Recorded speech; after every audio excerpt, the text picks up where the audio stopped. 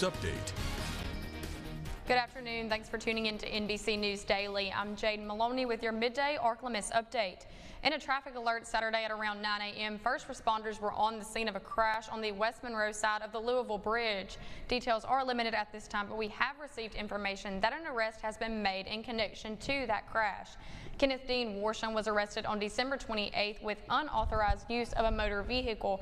As always, we'll keep you up to date as this story develops on air and online at myarklamiss.com.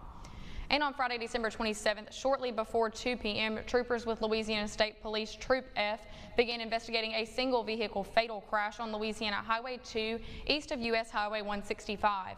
The crash claimed the life of 61-year-old James Boudreaux of Marouge. Boudreaux, who was properly restrained, suffered fatal injuries and died at the scene. Routine toxicology samples were collected and will be submitted for analysis, and this crash remains under investigation. And in other news, a 28-year-old man has been arrested in connection to a missing 14-year-old Tennessee girl who was found in a wooded area of Tangipahoa Parish. Police say this man, Alexander Matern, met the young girl online and took her to St. Rose for sex. Matern says upon learning the girl's age, he left her in a tent in the woods. When taken into custody, he told detectives where to find her. He now faces both local and federal charges. In a health alert now, flu cases are on the rise, and our state is one of the top 2 states in the nation for flu cases. Reporter Jordan Lippincott has more. The weekly influenza surveillance report prepared by the CDC's Influenza Division shows flu activity in Louisiana is very high, up from even last week. It's an upward trend local doctors are seeing at their hospitals, including Children's Hospital New Orleans. We've been very full on our acute care and intensive care units with children with respiratory illness, and it's been predominantly influenza A and RSV. The flu is also taking a toll on adults, like Good Morning New Orleans anchor Amy Russo. I'd say the worst symptom I've had so far is the nausea and the swollen lymph nodes, because it's just unreal dealing with that. Yeah, it feels like you're fighting for your life, honestly. After seeking advice from a doctor, Amy was urged to take a flu test, confirming the diagnosis. The flu test came back positive, and he recommended that I get some Tamiflu, take some, ibuprofen, lots of fluids, and lots of sleep.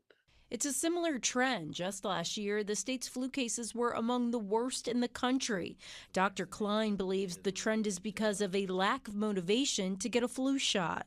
I understand as well as anyone, I think, that there's a lot of vaccine fatigue out there after the COVID years.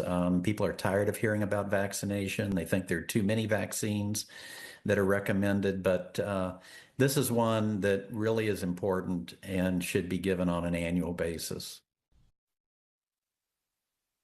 And now, exclusive Storm Tracker Doppler weather with meteorologist Chase Ward.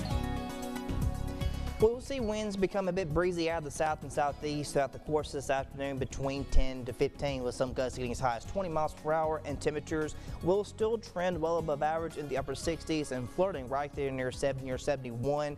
Definitely doesn't feel like it's after Christmas with these above average temperatures. By tomorrow, we're going to see a dry front that will move through. The winds will shift northwesterly, but we're still going to see temperatures not really fall off that much. We'll probably still remain in the 60s for our highs, and lows themselves will still be in the 50s and kind of upper 40 range. We're not going to be really messing with any type of freezing temperatures till at least Wednesday night, as we'll see winds continue out of the northwest, allowing for some slightly cooler air. Next best chance of rain will come later on this weekend.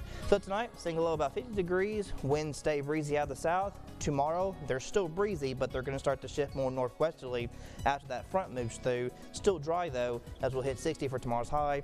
And then the rest of the week, we are still mostly dry. Thursday, we'll see some clouds kind of move through, but we won't see any type of rainfall with it until at least Saturday with our next system. We're expecting to start to see more likelihood of some showers, thunderstorms on Sunday. And then after that point, through next Monday and Tuesday onward, looking more at the long-term forecast through next week, temperatures are expected to be cooling down and could be getting back to near freezing by Tuesday. When you see news happening, call the NBC 10 Fox 14 News hotline, 812-14.